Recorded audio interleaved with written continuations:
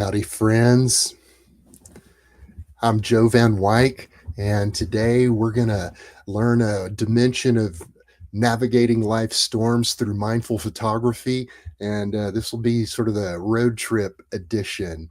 I'm going to step you through some basic mindful photography ideas and techniques. And we're also going to be using a vintage lens that I sometimes attach to my Sony camera. Uh, and I'm going to show you shots that I took with this.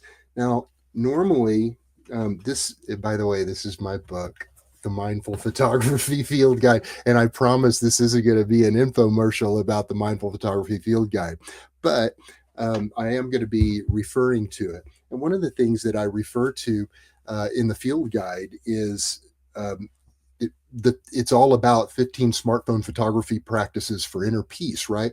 So the smartphone is that tool, that, yes, mindfulness tool that we always have with us right in our pocket. And so I really focus in the book, it's pure smartphone photography, but I do acknowledge that there are, of course, other ways to practice mindful photography. Like, for instance, one of the things that I think it's the most mindful form of photography at all, frankly, is my Instax camera. I mean, click a button and then this photo comes out and it develops in front of your eyes. And it's just about as simple and as mindful as can be. And these big boy cameras can get really, really complex. And so therefore, as far as how mindful of an experience this is to somebody who's trained and knows the camera is really shorthand, it can be, but they can also be kind of a frustrating experience. So that's why I just here, even as a professional photographer, I love, love, love my iPhone 16 Pro Max, what I'm using now, and mindful photography with a smartphone. But on this, so I'm going to tell you about a trip that I recently took to the Oregon coast to see my oldest brother for the first time, living out there.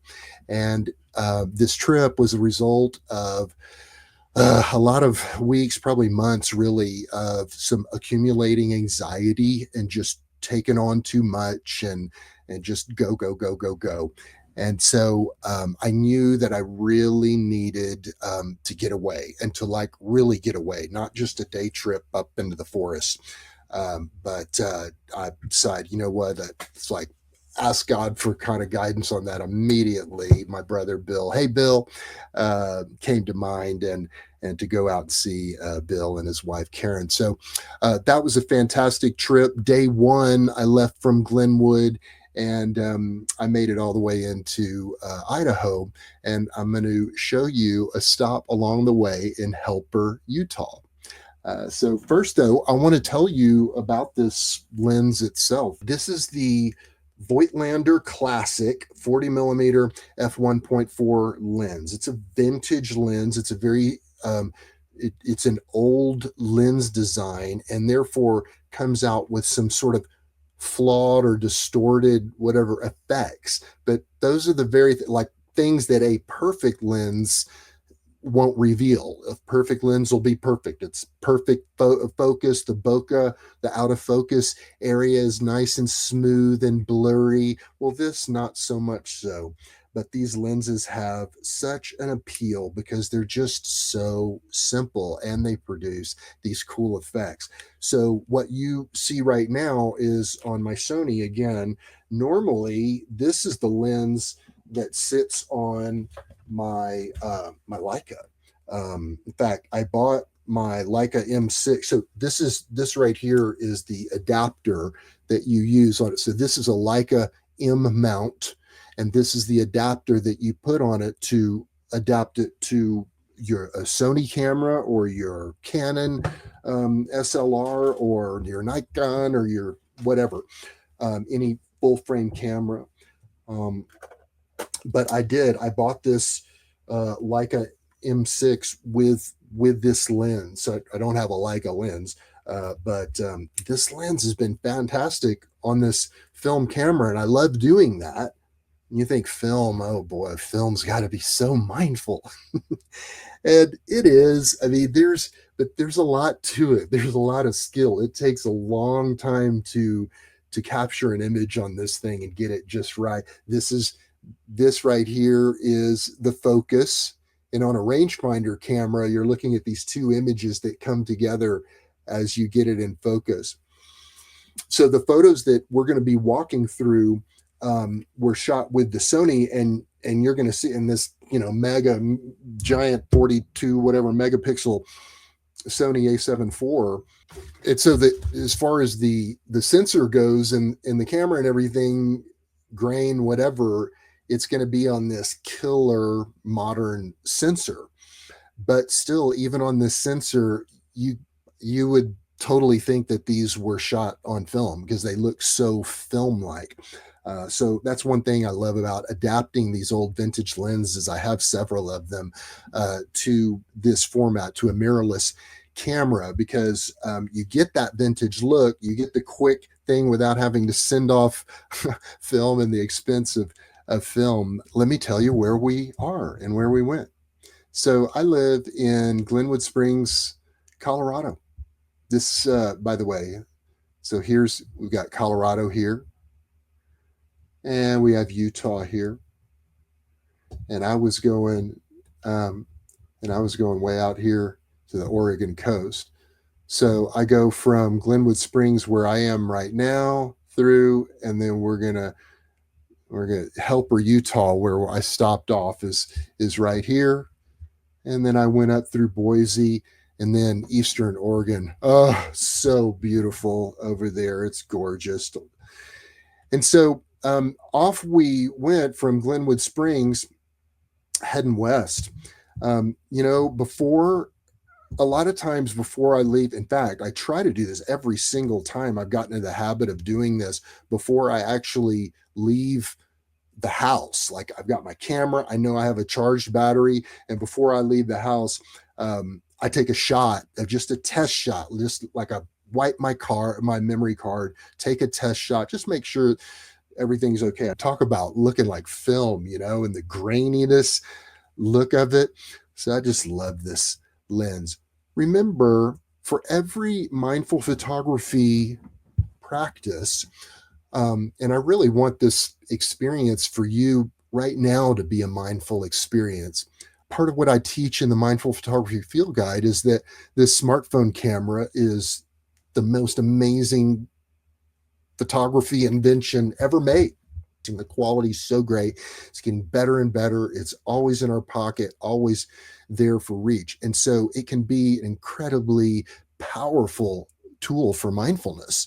But it's also the world's greatest distraction device, right? In mindfulness, of course, it's all about noticing. The first thing in mindfulness is noticing. Mindfulness is awareness. And so we want to be aware of kind of our inner world. And when we're starting to feel that stress coming on and we're feeling dysregulated, the first thing you do is take this hand, put it on your heart, take 3 deep belly breaths. So do it with me right now. You're going to really enjoy these photos, and they're going to be a beautiful sensory experience. So I want you to be fully present.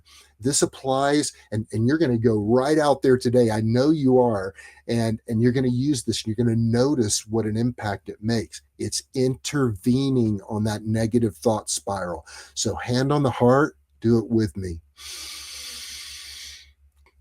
Oh, deep into those lungs, get into it, really feel that air expanding in your lungs. Let's be present with each other. And with mindful smartphone photography, the first thing you do is go in and turn this world's greatest distraction device into a simple camera. And the way we do that is to turn it on airplane mode. So just turn that smartphone onto airplane mode, and now we're in business. And when you do something like that, it's basically telling that anxiety, those thoughts, those emotions, hey, I mean business. I'm ready to intervene on this, and I'm going to be fully present. I'm going to disconnect from the matrix, and I'm going to and I'm going to take some time for myself, this active form of mindfulness. Today, of course, these shots, I wasn't using an iPhone, but the same principle applies. I wanted to make sure I did all of that, and I want to make sure the phone in my pocket wasn't going to be ringing while I was out doing this mindful photography practice. We were heading out there. In fact, I'll show you where this was too. When you're going out into Utah, you cross over the state line west of Grand Junction, Colorado, and you go and go. And this is where Arches National Monument is over here. You cut down this highway to Moab. This has got to be on your bucket list, okay? Because it's so surreal. It's completely alien land.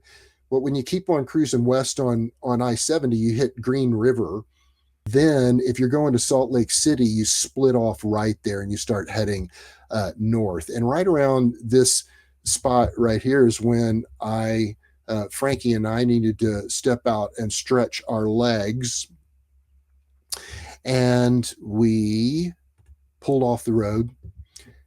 And this is what I saw. I mean, just this part, there was some kind of construction by the highway, and we drove down this road and stopped at this spot and got out. And this is what I was looking at. Like, you could pass by the highway on this, over and over and over again and never notice this. But just look at how it renders this. Look at these mountains. I mean, they almost look like an illustration, right? And even the clouds, you see how they're rendered? That's what this vintage lens will do, is show you things that aren't maybe one-to-one reality, but it stylizes them in such a way that it's just such a beautiful thing to look at. It's kind of a nice departure from perfect. So I took that opportunity and took that shot. And now every time I go out west to Utah, I'm probably going to pass that area and go, oh, I remember the photograph that I shot over there. And I wonder how many times those mountains right there have been photographed. And I know those clouds right there have sure never been photographed until I shot that shot right there. When I'm out doing street photography, and so much of what I preach in this book and the whole street photography genre is take the shot. You're going down a busy city street and you notice something, and you walk past it and you go, God, that's stuck in my head. I really noticed that. Take the shot. If it embarrasses you, take the shot anyway. Go back and get that shot. When we pass that up, when you feel that little nudge inside and you pass it up, that's not being obedient to your creative self. So I want to talk, this ain't street photography, obviously, but I want to tell you about taking the shot on a road trip. So I don't know about you, but when I'm in the middle of a road trip and I'm just windshield time and stuff, sometimes the monkey mind can get so overwhelming and music ain't enough and some audio book isn't enough. And I find myself kind of stressed out, and the whole purpose of this trip was to de-stress. So here I am chugging along, going through Utah, and here we are approaching, where are you, beautiful helper? Here we go. And we're approaching Helper. That's where Helper is. I think I was right around here on the highway, and I passed this first exit. I was like, Helper, what's that all about? And there was just something drawing me there. And I missed that exit. And then that next exit that came off, bam, there I go, man. I turn, and these shots are the result. In fact, this video, think about it, this video is a result. If I hadn't have done that, I wouldn't be showing you this video right now. So we turned into Helper, Frankie and I. You see Frankie back there? He's having a nap. And just got out and found this little spot on this rushing little river that goes through Helper. And this was the first shot that I took. You see here these trees. And so Here we go with this vintage look that I just love so much. So this is what you would call, this part back here is what you would call busy bokeh. See how just jittery that bokeh is back there? Isn't that crazy? So if we were looking at a modern lens, which I have plenty of fancy schmancy lenses, those would just be a perfect blur. You wouldn't see that jitteriness. And then here I am, don't forget, we're talking about an f1.4 lens that can produce incredibly shallow depth of field. It's hard to believe that that lens right there, this teeny tiny lens, is an f1.4. My in a 40 millimeter, that in a full frame lens, it would be like this big. So I shot this right here. So here we have an example of where my minimum focusing distance, I could probably have reached out and touched that, was that long. So I was right at the minimum focusing distance, giving me the shallowest plane of focus that you can get. Oh, this is great. I can remember this moment, walking past one direction, turning around and coming in the other direction, and is like, I got to take that shot. So I spent some time, this creep outside, I'm glad nobody looked out the window, framing that up just right, and I took the shot. Here's a shot that I took I was actually shooting a window that was doing that reflection and helper. Some of these old towns, they have like their original architecture and then stuff that people did after the fact. So glossy blue ceramic tiles mixed with concrete block. Okay, that must have been an architectural fad that didn't last very long. Here's this canopy, like a frame for a canopy, and so you could see here it does a crazy effect. These would all be lens, aberrations or imperfections, but they sure look cool. Love this shot right here. Makes me think that somebody would just come leaning out the window. The perfectionist in me goes, I wish those wires weren't there. You see that quote? Quit or keep going, choose wisely. These Utah towns are so cool. Those Mormons way back when in history would go out on these missionaries, and they would plant these towns throughout Utah. You see them all over the place. I love taking shots like this of just little architectural um, pieces, little architectural accents and whatnot. And I just think, somebody designed and forged that. Like, that was probably a one-off piece, and it could be 100 or more years old.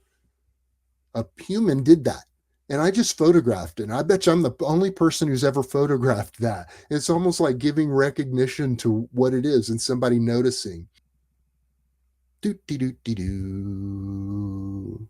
We saw, this is that same part where we saw that window box up there. The first practice in the mindful photography field guide is called Chase Things That Sparkle.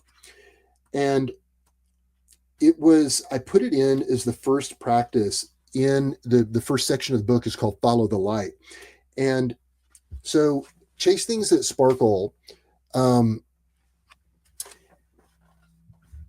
it's a little funny take on marriage counseling situation where I was told by the jackass counselor that she'd rather be working and I'd rather be out there chasing things that sparkle. I was like, I'd rather be in a field chasing things that sparkle. Hell yeah, I would. Yeah, I'd much rather be doing that than working. So the chasing things that sparkle, just like some weirdo that has a crystal, hanging from their rear view mirrors, whatever that sparkle. They're things that get our attention and bring us back to present. And that's mindfulness. So right here, this planter box, you see how it's backlit. So I'm shooting into the light, and look at this beautiful, again, this is this vintage lens design, but yet it's pretty darn sharp. And of course, those were like going back and forth. So I was actually pop, pop, pop, pop, pop, pop, pop, pop, pop, to get one that was, excuse me, that was in focus. But just look at the beauty of the light kissing that color, and then what it adds to it, this vintage look with this what's called soap bubble bokeh. So you see soap bubbles. They look like little bubbles like that. Some lenses do this wildly, and there are a number of lenses, especially, you know, like a half a dozen or so lenses that are like the holy grail of bokeh. I always like to, when I'm doing shots like this, I always like to do one that kind of indicates where I am. Love this shot right here. Here I am using a vintage lens, and I come across this scene right here, and I love, and I also really like this 40 millimeter um, field of view, because it's tight enough to where you can sort of isolate things, but it's wide enough to be able to capture some context. So right here, I come across this old closed down movie theater, and just look, there's like nothing in this shot that indicates that this is modern, you know, with that Maryland poster back there. And anybody who's old knows what this thing is, you know, walking and talking through that little speaker thing. Just imagine, can you imagine if that booth could talk, if that window could talk, if that movie theater could talk? Again, just texture and reflection. This is the last one of these shots. The LaSalle Hotel. This is another great example of that 40 millimeter focal length being so nice. Supposedly 40 millimeters is pretty darn close to the human field of view. Now we have like almost a 180-degree field of view, but what we're normally looking at, what is our usable field of views? A lot of people say that 40 millimeter is just about it. So what I like about this is it's tight enough for me to keep these other distractions out of the photo, but wide enough for me to capture that. So I got back across the street and took this shot. I love shots like this where it's really hard to tell what year you're in. You know, could I have shot this 50 years ago? I don't know what the vintage of that hotel is, probably turn of the century. And then you see how they added that glass brick garbage to it stuff. But that hotel looks pretty lonely right now. Let's switch to some video here, and then we'll wrap this thing up. So happens, about 7 years ago, I was on one of my trips to Aspen, or to Colorado. I loved coming to Colorado, and I had is just part of my pilgrimage to go to Colorado. I kid you not, man. I would turn around, go back to Texas. I was living in Austin at the time, but even before that, I swear, I would just like cry. I would cry, man. I would cry crocodile tears that I had to go back to Texas and leave the beauty of Colorado. So this particular trip, I'm going to tell you about this dude right here. Let's watch this little part of this video. So here's me back then on the banks of the Crystal River. That seems like cameras are after these days is it's like a one-to-one representation of what we see so much. But to me, part of the magic of photography is that the light in the image does pass through those elements, and what's put onto the sensor in the end and brought into post for processing and tweaking is something different than my eye sees. So I hope you like these images and videos interspersed, and I'm ready to move on to the next lens and see what that creates. So come along on the journey. So that shot right there, and you can definitely do this with these vintage lenses sometimes, just forget having anything in focus. So I threw that out of focus. I was probably focusing on something close by, the minimum focus range of this, and just let it rip and started to see how that, having the image completely out of focus, how that rendered.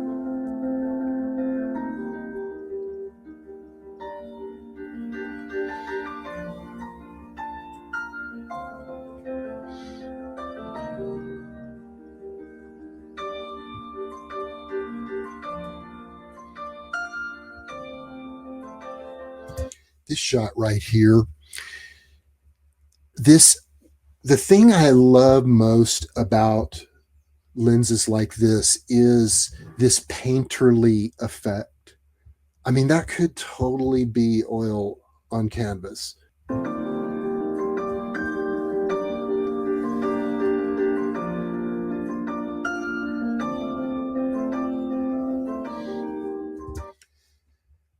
I remember, talk about take the shot. I remember walking by this character. That's Aspen right there. That's the sort of the promenade there in Aspen. Walking past this guy, and I was like, I got to go back. Ugh, I got to go back, you know, and you just suck it up, man. You suck some air back into those lungs, turn around, put on a smile, and say, hey, brother, how are you doing today? I'm Joe. I'm just playing around with this vintage lens on this camera. Can I take a few shots? And, you know, here he was. Check out this shot right here again, how shallow f1.4 really is. You see that right here, his, I nailed the focus on his eye, but this ear is out of focus. That his nose is out of focus. So that was really hard to do too. What you want to do instead of having in situations like that, one thing that really helps, imagine this is on my Sony, right? That you get your focus and just leave it. This is a way that you adjust the focus on this manual lens, this tab down here. And so you get it where you want, more or less where you want it. And instead of then trying to keep on, oh God, I got to get it nailed, then just start shooting and rock back. Hold it steady and rock forward and back while you're shooting. Very slowly, obviously, you don't want to cause any blur, but or slightly forward shoot, slightly forward shoot, slightly back shoot to make sure that, because there's no way that you can tell just through the viewfinder, you know, that focus that's within a half an inch kind of thing. Those two precious people. So there you go. Helper, Utah, and little some shots in Aspen also. So the takeaway today is a few different things. Take the shot. You know, when you're road tripping and there's a lot of noise going on in your mind, especially if it's on a route that you've been up and down many, many times, take the exit. Try that little town there that you like, what's over there, you know, the highway used to go straight through the town, and now the interstate is there and the town is in mothballs, and you know what's going on there. Take some shots, get out and take some shots, you know, just stretch your legs, hand on the heart, 3 belly breaths, and take the shot. And the second thing that I want to show you here, let's just look at that image right there.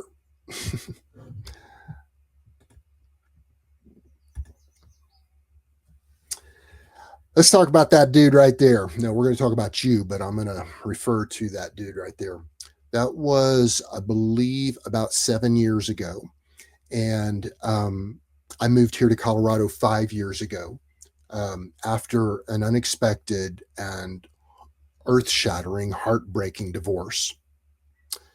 So this was, little did I know that about 1.5 years after I shot this, I would go through all of this divorce and all of this stuff, and I would actually be living here now. It would no longer be crocodile tears leaving, but I would be living here now. Now, believe me, there've been a lot of crocodile tears in the past 5 years, but there's been so much growth. I look at my face right there and just how fat my face was and stuff. And you know why it was so fat is because I was on a cocktail of medication and life was a freaking mess. And the point I want to make about that is that you, whoever's listening to this right now, God ain't done with you yet. This is your hero's journey. If you're going through trials right now, this could be part of God's plan. And Jesus said, "In this world there will be trouble, but take heart. I've overcome the world." And so sometimes back during this period when I would go through horrific suicidal depression, I had exhausted every single medical alternative. That's what the book was born out of, that I was discovering during those bleak Austin years, during this time right here, that when I was out shooting photographs on the street, interacting with people, that I would get to the car and realize, man, I was in a completely different frame of mind. I was noticing this breakthrough active form of mindfulness that I needed so badly. I've been a Christian forever and big time into that. But I was always a Christian doing rather than a Christian being. And I never had really understood the meaning of that scripture of be still and know that I am God. So I want that for you too. I hope you'll like and subscribe this video, watch some more of them, learn how you can intervene on negative thought spirals. And I hope your biggest takeaway today again is that God ain't done with you yet. All right, I'm going to leave you with a little blessing, okay?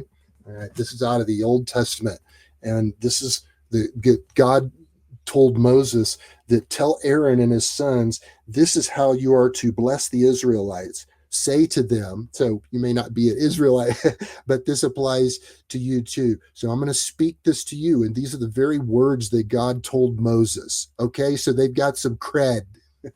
So here we go. This is in Numbers 6. The Lord bless you and keep you, make his face shine upon you, and be gracious to you. The Lord turn his face towards you and give you peace. So I wish that for you today. Have yourself a great weekend, and we'll see you back here next week. Love you guys.